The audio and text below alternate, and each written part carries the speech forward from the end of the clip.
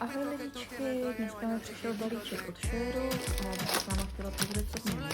Jsou mi tady ty tortily, formička s vajíčkama, tady ty úžasný salíny, oplatečky lísko-oříškový, tady ta dobrá buchtička, chlebíček pan Rustika, nějaký slaný krekry, ty jsem ještě neměla, tak jsem na ně zvědavá. Máslový poplatky, to znamená pro vás vynesený receptí a to je ten chleba výborný.